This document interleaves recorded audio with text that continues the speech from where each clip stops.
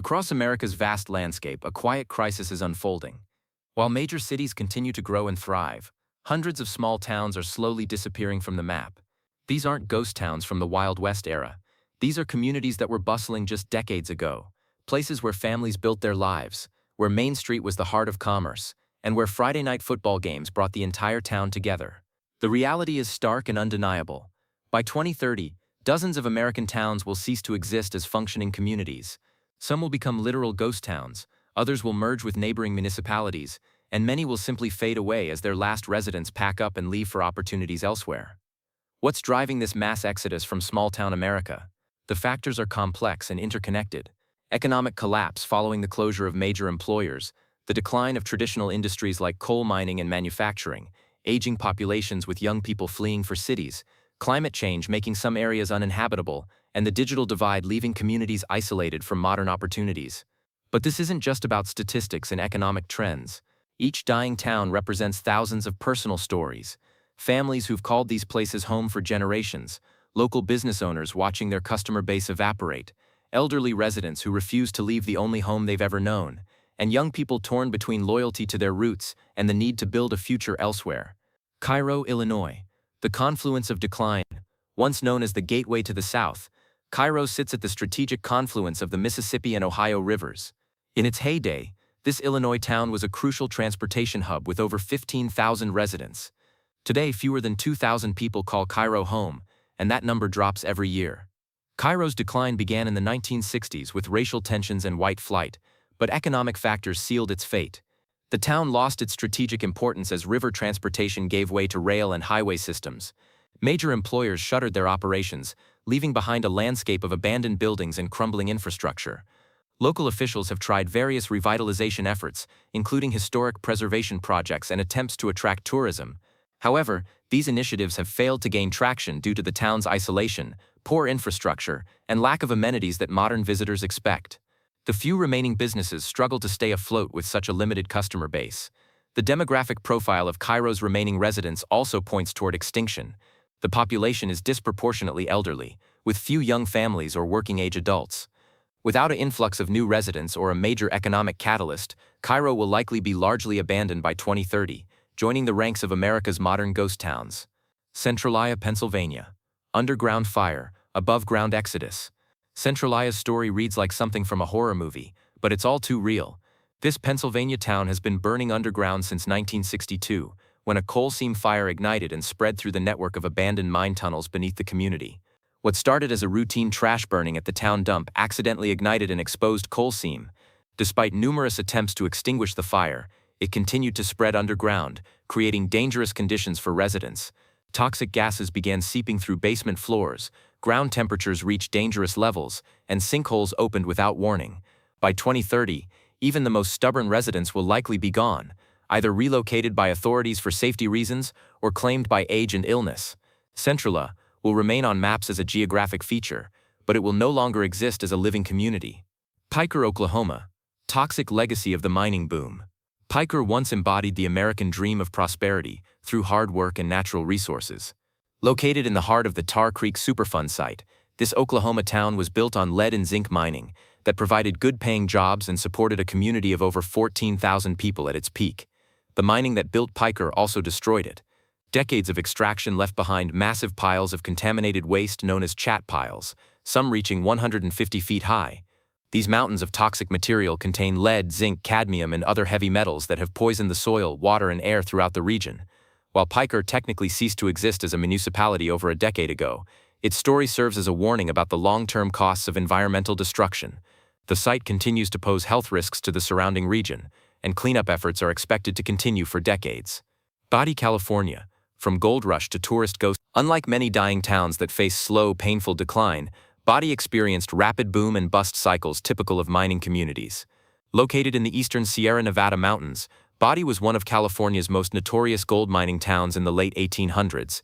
At its peak in 1880, Body had a population of nearly 10,000 people and was known for its lawless atmosphere. The town boasted 65 saloons, numerous gambling halls, and a reputation for violence that spawned the phrase, "Goodbye God, I'm going to Body." Despite its wild reputation, Body was a legitimate community with churches, schools, and families. The town's remote location, 13 miles from the nearest paved road, adds to its isolation. Modern amenities like reliable internet, cell phone service, and healthcare are non-existent. These factors ensure that while Bodie will continue to exist as a preserved historic site, it will never again function as a living community. Climate change poses additional challenges for Bodie's preservation. Extreme weather events, including severe storms and temperature fluctuations, threaten the aging wooden structures. The Park Service works continuously to maintain the buildings, but fighting the elements is an ongoing battle. Nipton, California. Desert Dreams Deferred. Located in the Mojave Desert near the Nevada border, Nipton represents a different type of dying town, one built on 20th-century dreams that never quite materialized. Founded in 1905 as a railroad stop and gold mining supply center, Nipton peaked at fewer than 100 residents and has struggled to maintain even that small population. The town's remote desert location, while scenic, creates significant challenges for residents. Summer temperatures regularly exceed 110 degrees Fahrenheit, and the nearest major services are over an hour's drive away. These harsh conditions make daily life difficult and expensive, particularly for elderly residents who make up the majority of the population. The town's economy has never developed a sustainable base. Tourism is limited by the remote location and lack of amenities. The historic Nipton Trading Post serves travelers on the road between Las Vegas and Los Angeles, but traffic is insufficient to support a community. Most residents are retirees drawn by cheap land prices and desert solitude. Without a sustainable economic base or the amenities needed to attract new residents, Nipton will likely be abandoned by 2030. The few remaining residents are aging, and younger people have no incentive to move to such a remote and challenging location. The town may survive as a historical curiosity or tourist stop, but not as a functioning community. Gilman, Colorado, mountain high, population low. Perched at 8,900 feet in the Colorado Rockies, Gilman was once a thriving mining town that produced zinc, lead, silver, and copper for over a century. The town's dramatic mountain setting and mining heritage made it seem like the epitome of the American West, but environmental contamination and economic collapse have sealed its fate. The Eagle Mine, which sustained Gilman for generations, closed in 1984 due to declining ore prices and environmental concerns. The mining operations had contaminated soil and groundwater with heavy metals, creating health hazards for residents. The Environmental Protection Agency designated the area as a Superfund site, requiring extensive cleanup that has continued for decades. The demographics of Gilman's remaining residents point toward inevitable abandonment. Most are elderly longtime residents who refuse to leave their mountain homes despite the hardships. There are virtually no families with children or working-age adults who could sustain the community long-term. Climate change is making conditions even more challenging. Extreme weather events, including severe storms and temperature swings, are becoming more frequent. The mountain location, while scenic, exposes residents to avalanche risks and makes emergency services difficult to access during winter months. Thurmond, West Virginia. Coal country's last stand. Deep in the New River Gorge of West Virginia, Thurmond represents the final chapter of Appalachian coal town history. Once a bustling railroad hub that shipped millions of tons of coal, Thurmond now has fewer than 5 full-time residents and serves primarily as a National Park Service historic site. In its heyday during the early 1900s, Thurmond was one of the busiest railroad towns in the region. The depot handled hundreds of coal trains daily, and the town boasted hotels, restaurants, and businesses serving railroad workers and coal industry personnel. At its peak, several thousand people lived and worked in the surrounding area. The few remaining residents are caretakers or park employees who maintain the historic buildings and serve visitors. These positions provide minimal income and are dependent on continued federal funding for the park. Without this support, even these last connections to the community would disappear. Environmental challenges include mine subsidence and water pollution from abandoned coal operations. The mountainous terrain is prone to flooding and landslides, particularly as extreme weather events become more frequent due to climate change. Rhyolite, Nevada. Desert mirage of the mining era. Located near Death Valley on the Nevada-California border, Rhyolite epitomizes the boom and bust cycle of western mining towns. Built during a gold rush in the early 1900s, the town grew to over 5,000 residents before collapsing as quickly as it had emerged. Rhyolite's brief prosperity lasted from 1904 to 1916, fueled by rich gold deposits and stock market speculation. The town featured modern amenities including electric lights, running water, telephone service, and even an opera house. 3 railroad lines served the community, and ambitious residents planned for continued growth and prosperity. The collapse came suddenly when the stock market panic of 1907 dried up investment capital. Gold production declined, mines closed, and residents fled almost as quickly as they had arrived. By 1920, Rhyolite was essentially abandoned, leaving behind concrete ruins that still dot the desert landscape. Climate change is making the desert environment even more extreme. Rising temperatures and prolonged drought conditions make the area increasingly uninhabitable. Flash flooding, while rare, poses risks to the remaining structures and any potential visitors. Mentone, Texas, oil patch ghost in the making. Located in the remote Permian Basin of West Texas, Mentone represents the modern version of boom and bust economics tied to oil extraction. With a current population hovering around 15 people, this tiny community struggles to survive as the oil industry consolidates and automates its operations. Mentone was established in the 1930s during the early development of Permian Basin oil fields. The town served oil field workers and their families, providing basic services and housing in the harsh desert environment. At its peak, several hundred people called Mentone home, supported by multiple oil companies operating in the area. Recent oil price volatility has created additional uncertainty for the region's economic future. While the Permian Basin remains productive, companies focus their investments on the most profitable areas and use technology that requires minimal local workforce. Mentone provides no advantages over other locations for modern oil operations. Climate change is intensifying the challenges of desert living. Rising temperatures, prolonged drought, and extreme weather events make daily life increasingly difficult. The isolation becomes more dangerous as emergency services struggle to reach residents during health crises or severe weather events. Monowi, Nebraska, America's smallest incorporated town. With a population of exactly 1 person, Monowi, Nebraska holds the distinction of being America's smallest incorporated town. Elsie Eiler, the sole resident, serves as mayor, clerk, treasurer, librarian, and bartender in this village that once supported over 150 residents. Monowi's decline mirrors that of thousands of Great Plains communities devastated by agricultural consolidation and rural depopulation. Founded in the 1930s, the town thrived when family farms were smaller and required more local services. The grain elevator, general store, and tavern served surrounding farming families who came to town regularly for supplies and social interaction. The transformation of American agriculture changed everything for Monowi. Family farms consolidated into massive operations requiring fewer people. Improved transportation allowed farmers to travel to larger towns for better prices and selection. Young people left for educational and career opportunities in cities, never to return. When Elsie Eiler is no longer able to maintain Monowi, the town will join the ranks of abandoned Great Plains communities. The buildings will deteriorate, utility services will be discontinued, and the corporate charter will be dissolved. Monowi's story represents the end of an era in American rural life. Gaze Mills, Wisconsin, fighting the floods. Located in the scenic Kickapoo River Valley of southwestern Wisconsin, Gaze Mills has faced repeated devastating floods that have driven away residents and businesses. Despite community efforts to relocate and rebuild, the town's population continues to decline as climate change makes flooding more frequent and severe.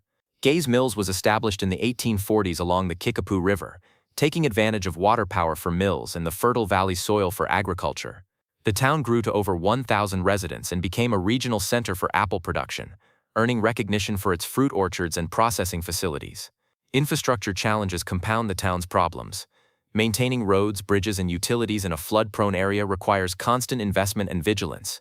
Insurance costs for businesses and homeowners are high, and some properties have become uninsurable due to repeated flood claims.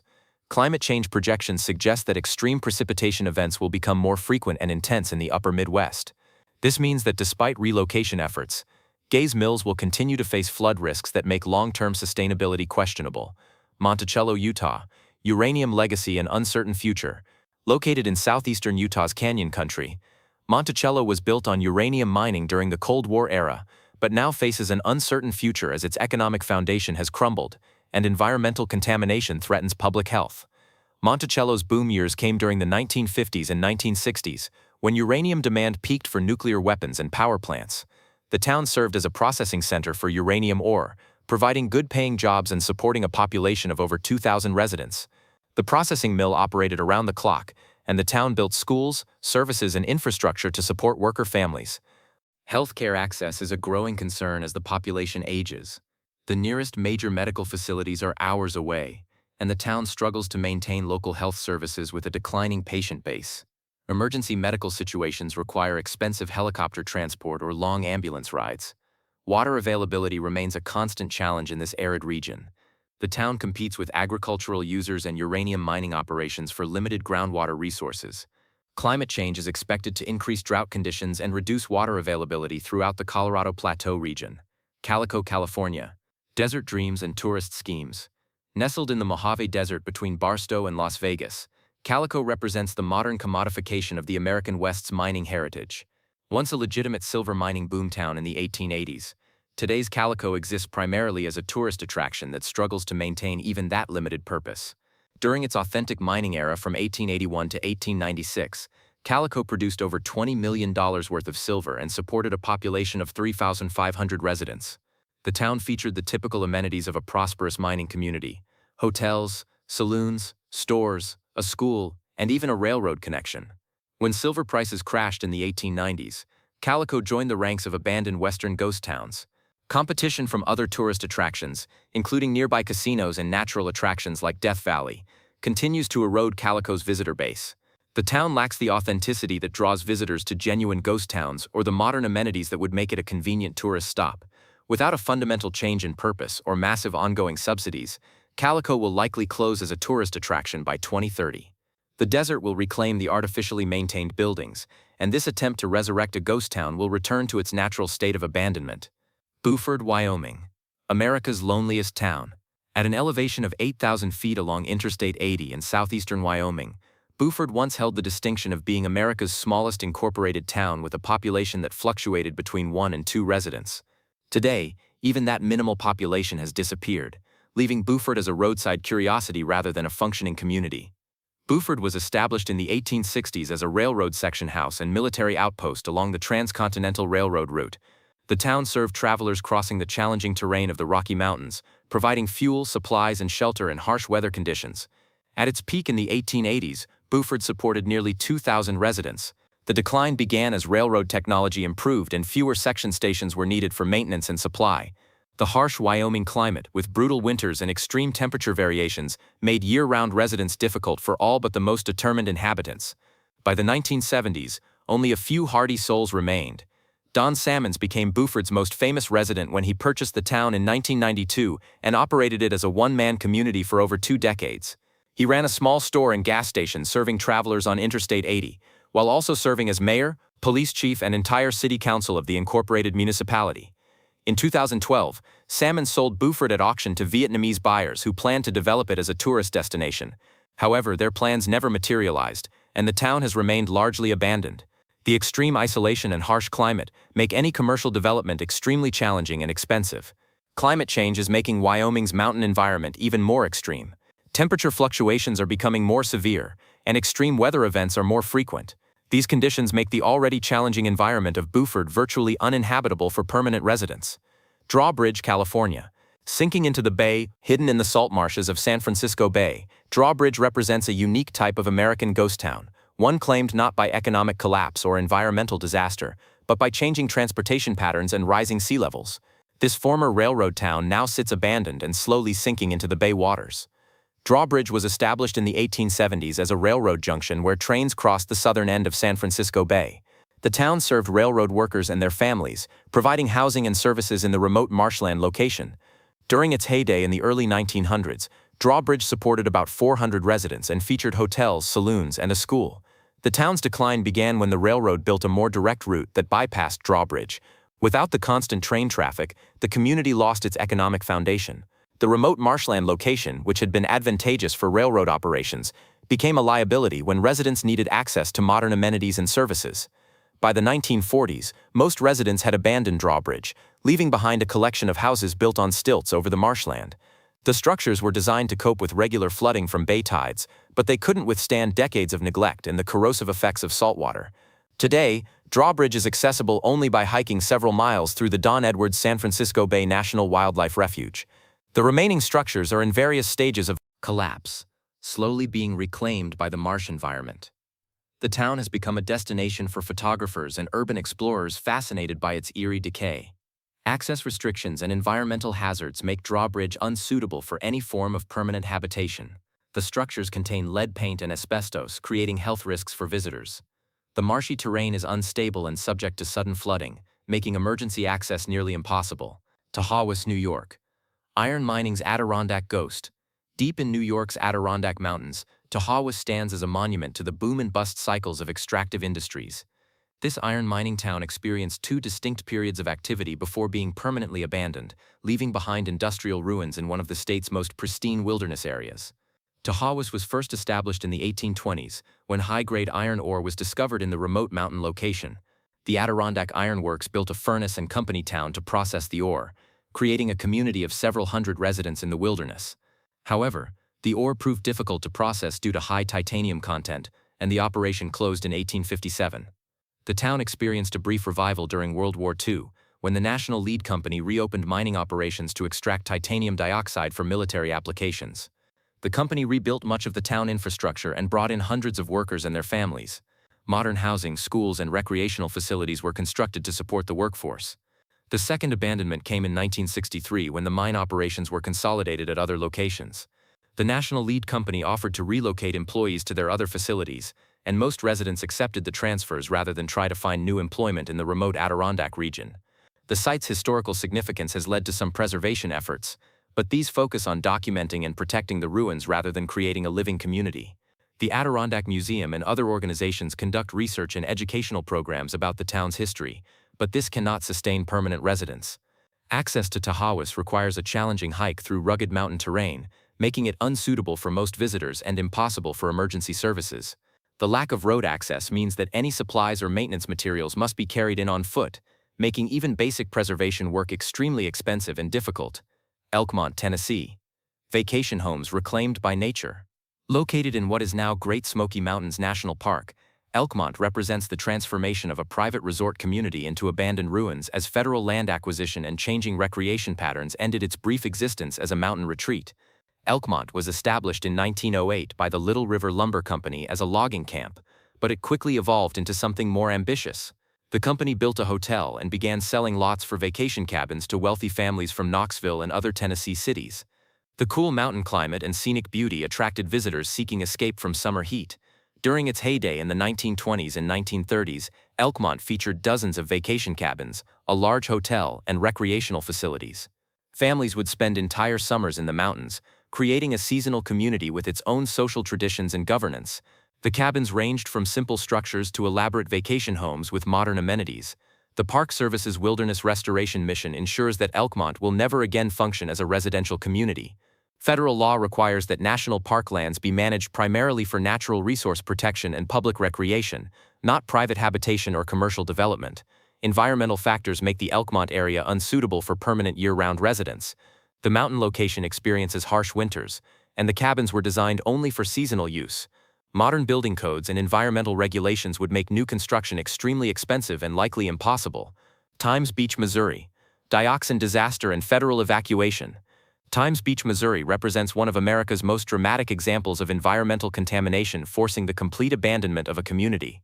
This small town along the Merrimack River was permanently evacuated in 1983 due to dioxin contamination, becoming a symbol of environmental disaster and government response.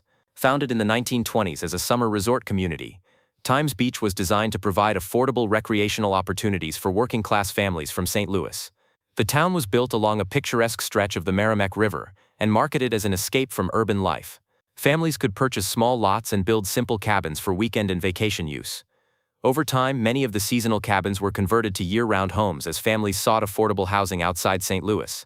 By the 1970s, Times Beach had become a permanent community of about 2,000 residents, though it retained the informal character of its resort origins with unpaved roads and modest infrastructure. The contamination crisis began in the 1970s when Russell Bliss, a waste hauler, was hired to spray oil on the town's dirt roads to control dust. Unknown to residents and officials, the oil was contaminated with dioxin, one of the most toxic substances known to science. The dioxin came from a chemical plant that had produced Agent Orange during the Vietnam War. Today, the former Times Beach site has been transformed into Route 66 State Park, which opened in 1999. The park features hiking trails, historical exhibits, and recreational facilities, but includes clear warnings about the site's contaminated history and ongoing monitoring efforts. Zinc, Arkansas mining town's final chapter. Hidden in the Ozark Mountains of north-central Arkansas, zinc represents the end stage of American mining town evolution. Named for the mineral that briefly supported its economy, this remote community has dwindled to fewer than 100 residents and faces inevitable abandonment as its last economic foundations crumble. Zinc was established in the early 1900s when mineral deposits were discovered in the rugged Ozark terrain. The town served zinc and lead mining operations that provided employment for several hundred workers and their families. Like many mining communities, Zinc developed the infrastructure and services needed to support an isolated population in challenging terrain. The mining operations that created Zinc were always marginal due to the remote location and difficult terrain. When ore prices declined and more profitable deposits were discovered elsewhere, the mines closed permanently in the 1960s. The town lost its economic foundation and began the slow decline that continues today. Geographic isolation has prevented Zinc from developing alternative economic activities. Located on winding mountain roads far from major highways or cities, the town offers no advantages for modern businesses or industries. The scenic Ozark location attracts some tourists but not enough to sustain commercial enterprises. Climate change is bringing new challenges to the Ozark region, including more frequent extreme weather events and changing precipitation patterns. The mountainous terrain makes the community vulnerable to flash flooding, while drought conditions affect water supplies and increase wildfire risks. The few remaining businesses in Zinc operate on minimal margins and serve primarily the declining local population. Without growth in visitor numbers or new residents, these enterprises cannot remain viable. The closure of each business further reduces the town's appeal and functionality for remaining residents. Cisco, Utah. Desert Trading Post's final days. Perched along Interstate 70 in the Red Rock Desert of eastern Utah, Cisco represents the death of the American roadside town in the age of interstate highways. Once a thriving railroad and highway stop, this tiny community now consists of a handful of deteriorating buildings and fewer than 10 residents clinging to life in one of America's most remote locations. Cisco was established in the 1880s as a water stop for the Denver and Rio Grande Western Railroad. The town grew during the early automobile era, when it became a crucial refueling and service point along the transcontinental highway route that preceded Interstate 70. During its peak in the 1940s and 1950s, Cisco supported several hundred residents with multiple gas stations, cafes, motels, and automotive services. The demographics of Cisco's remaining population virtually guarantee its abandonment within the decade. The handful of residents are mostly elderly retirees or eccentric individuals drawn to the isolation. There are no families with children, no economic opportunities for working-age adults, and no amenities that would attract new residents. Recent attempts to revitalize Cisco through art installations and tourism promotion have failed to generate sustainable economic activity. While the town's desert location and abandoned buildings attract photographers and urban explorers, this interest cannot support a permanent community or justify the costs of maintaining infrastructure. Climate change is making the Moab desert environment even more extreme. Rising temperatures and prolonged drought conditions make the area increasingly uninhabitable. Flash flooding during rare precipitation events threatens the remaining structures, while extreme heat makes outdoor activities dangerous for much of the year. Cahaba, Alabama. Civil War capital's ghostly legacy. Hidden along the Alabama River in Dallas County, Cahaba stands as a monument to how quickly fortune can change in American history. Once the proud capital of Alabama, this town was abandoned so completely that today it exists only as archaeological ruins and historical interpretive sites managed by the state. Cahaba was founded in 1819 and served as Alabama's first state capital from 1820 to 1826. The town was strategically located at the confluence of the Alabama and Cahaba rivers, making it an important transportation and commercial hub. During its brief period as the capital, Cahaba featured impressive government buildings, hotels, and residences that reflected its important political status. The town's decline began when the state capital was moved to Tuscaloosa in 1826, but Cahaba continued as a river port and cotton trading center. The community experienced a second period of growth before the Civil War, reaching a population of over 3,000 residents and becoming one of Alabama's most prosperous towns. The Civil War devastated Cahaba's economy and population. The town served as a Confederate prison camp, housing thousands of Union soldiers in deplorable conditions. After the war, the community struggled to rebuild as the plantation economy collapsed and river transportation declined in importance compared to railroads. Environmental factors continue to threaten even the archaeological preservation of Cahaba. Climate change is bringing more frequent and severe flooding to the river system, which could destroy remaining archaeological evidence. The site requires ongoing management and maintenance to preserve its historical resources for future generations. Shattuck, Oklahoma. Wheat country's fading dreams. Located in the rolling wheat fields of northwest Oklahoma, Shattuck represents the slow death of Great Plains agriculture towns as farming consolidates and rural populations continue their decades-long decline. With fewer than 1,300 residents and losing people every year, this former railroad town faces an uncertain future in an increasingly automated agricultural economy. Shattuck was established in 1901 with the arrival of the Chicago, Rock Island, and Pacific Railroad.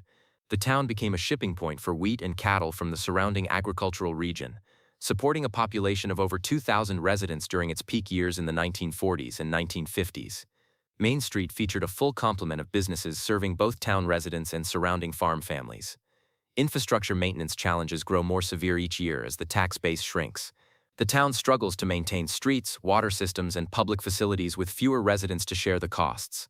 Some neighborhoods have seen multiple houses abandoned, creating safety hazards and reducing property values. Climate change is bringing new uncertainties to Great Plains agriculture, including more frequent drought conditions and extreme weather events. These changes could accelerate the consolidation of farming operations and further reduce the population that agricultural communities like Shattuck depend on for survival. Fayette, Mississippi. Cotton legacy, uncertain future. Deep in the Mississippi Delta, Fayette embodies the challenges facing small southern towns as they struggle to overcome the legacy of economic systems built on cotton agriculture and confront modern realities of globalization and demographic change. With a population of fewer than 1,600 residents and limited economic opportunities, Fayette faces an uncertain future. Fayette was established in the 1820s as the seat of Jefferson County and became a center of cotton plantation agriculture. The town's economy was built on the labor-intensive cotton production that dominated the antebellum South, supported by enslaved workers who made up the majority of the county's population. Infrastructure decay is visible throughout Fayette, with many buildings in the downtown area abandoned or in poor condition. The tax base is insufficient to maintain streets, public facilities, and utilities at adequate levels. Water and sewer systems require upgrades that the community cannot afford. Scenic South Dakota. Badlands isolation. Perched on the edge of the South Dakota Badlands, Scenic exists in a state of perpetual decline that seems as permanent as the geological formations surrounding it. With a population that has dwindled to fewer than a dozen permanent residents, this tiny community represents the extreme challenges facing isolated rural towns in the American West. Scenic was established in the early 1900s as a railroad town serving the Milwaukee Road's transcontinental line. The community provided services for railroad workers and served as a shipping point for cattle ranchers in the surrounding area. The town's name reflected the spectacular views of the nearby Badlands formations that attracted tourists even in its early years. The railroad's importance declined after World War II as trucking became the dominant form of freight transportation. The Milwaukee Road abandoned its western operations in 1980, eliminating Scenic's original economic foundation. The town's remote location, far from major highways and population centers, made it difficult to develop alternative economic activities. Tourism provides minimal economic activity, as most visitors to the Badlands pass through Scenic without stopping. The town lacks the facilities or attractions needed to capture tourist dollars, and the brief summer season limits opportunities for seasonal businesses. Climate change is making the Great Plains environment more extreme, with more frequent drought conditions and severe weather events. These changes make the already challenging environment of Scenic even more difficult for the few remaining residents to endure. New Straitsville, Ohio. Coal mining's last stand. Hidden in the hills of southeastern Ohio, New Straitsville represents the final chapter of Appalachian coal mining communities. Once a thriving industrial town built on coal extraction, today's New Straitsville struggles with fewer than 800 residents and an economy that has never recovered from the collapse of the local mining industry. New Straitsville was established in the 1870s when coal deposits were discovered in the region. The town became a center of mining activity, attracting thousands of workers and their families to the hills of Perry County. At its peak in the early 1900s, New Straitsville supported over 2,500 residents and featured all the amenities of a prosperous industrial community. Infrastructure problems plague New Straitsville as the tax base continues to shrink. The town struggles to maintain streets, water systems, and public facilities with fewer residents to share the costs. Some neighborhoods have experienced significant outmigration, leaving behind abandoned houses that create safety hazards and reduce property values. While the stories we've shared paint a sobering picture of American small-town decline, not all communities face extinction. Across the country, some towns have found innovative ways to adapt, survive, and even thrive despite facing similar challenges. Two communities stand out as beacons of hope, demonstrating that with creativity, leadership, and community commitment, small towns can build sustainable futures. Marfa, Texas. Art in the desert. In the high desert of West Texas, the tiny town of Marfa has achieved something remarkable. It has transformed from a declining railroad town into an internationally recognized center of contemporary art and culture. With a population of fewer than 2,000 residents, Marfa attracts visitors from around the world and has created a sustainable economy based on arts, tourism, and creative industries. Marfa's transformation began in the 1970s when minimalist artist Donald Judd moved to the town and established the Chinati Foundation, converting abandoned military buildings into galleries and studios. Judd's vision of creating large-scale art installations in the desert landscape attracted other artists and cultural organizations to Marfa, gradually building a critical mass of creative activity. Today, Marfa hosts numerous art galleries, studios, and cultural events that draw visitors from major cities across the United States and internationally. The annual Marfa Film Festival and other cultural events bring significant tourism revenue to the community. High-end restaurants, boutique hotels, and specialty shops have opened to serve the growing number of cultural tourists. Environmental sustainability is also part of Marfa's appeal, with solar energy projects and water conservation efforts that align with the values of many residents and visitors. The desert location, rather than being a liability, has become an asset that provides the dramatic landscape and clear skies that are integral to the town's artistic identity. Greensburg, Kansas, rebuilt green. On the Great Plains of Kansas, the town of Greensburg faced the ultimate test of community resilience when an EF5 tornado destroyed 95% of the town in 2007, killing 11 people and leaving the community devastated. Rather than abandon their hometown, residents made the remarkable decision to rebuild Greensburg as a model sustainable community, creating a new future from complete destruction. The tornado that hit Greensburg on May 4, 2007, was one of the strongest ever recorded, with winds exceeding 200 miles per hour. The storm destroyed virtually every building in the town, leaving a population of 1,400 people homeless and facing the choice between starting over or abandoning their community entirely. Community leaders made the bold decision to rebuild Greensburg as America's first LEED Platinum city, incorporating renewable energy, sustainable building practices, and environmental technologies throughout the reconstruction. This vision attracted national attention, federal and state funding, and partnerships with corporations and organizations committed to sustainability. The stories of these 25 dying towns and 2 thriving communities reveal fundamental truths about the forces reshaping American communities in the 21st century. Economic transformation, climate change, demographic shifts, and technological advancement are creating winners and losers across the rural landscape, with consequences that extend far beyond the communities directly affected. The towns facing extinction share common characteristics: economic dependence on declining industries, geographic isolation from modern opportunities, aging populations with limited ability to adapt, and infrastructure burdens that exceed their capacity to maintain. Whether it's the underground fires of Centralia, the toxic legacy of Peaker, or the simple economics of Great Plains depopulation, these communities face challenges that no amount of local determination can overcome alone. The human cost of these transitions cannot be ignored. Behind every statistic about population decline or business closure are individual stories of loss, displacement, and broken dreams. Generations of families who built their lives in these places must confront the reality that their communities have no future, facing difficult decisions about whether to stay and watch their towns die or leave behind everything they've known. As we look toward 2030, the trends driving small-town decline show no signs of slowing. Climate change will make some areas uninhabitable. Technological advancement will continue to reduce demand for human labor in traditional rural industries, and demographic shifts will concentrate population in urban and suburban areas. The 25 towns profiled here likely represent just the tip of the iceberg in terms of communities that will not survive the decade.